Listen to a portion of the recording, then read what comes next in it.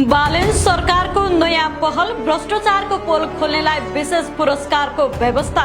दर्शकबिन सरकारले देशमा सुशासन प्रवर्धन र भ्रष्टाचार नियन्त्रणलाई प्रभावकारी बनाउन भ्रष्टाचार सम्बन्धी सूचना उपलब्ध गराउने व्यक्तिलाई विशेष पुरस्कार दिने व्यवस्था गर्ने तयारी गरेको छ। सरकारी स्रोतका अनुसार भ्रष्टाचार, अनियमितता वा सार्वजनिक स्रोतको दुरुपयोग बारे प्रमाणसहित सूचना उपलब्ध गराउने व्यक्ति वा समूहलाई प्रोत्साहन स्वरूप पुरस्कार प्रदान गर्ने नीति अघि सारिएको हो।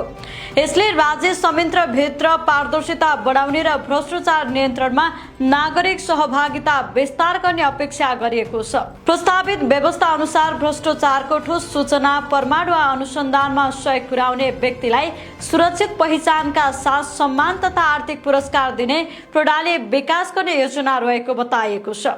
यसका लागि छुट्टै सुरक्षा संयन्त्र र प्रणाली समेत निर्माण गर्न सकिने चर्चा छ।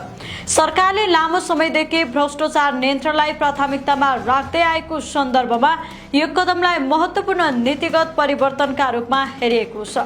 विशेष गरी सार्वजनिक सेवा विकास आयोजना र सरकारी खरिद प्रक्रियामा हुने अनियमितता रोक्न यस्तो व्यवस्था प्रभावकारी हुने विश्वास गरिएको छ।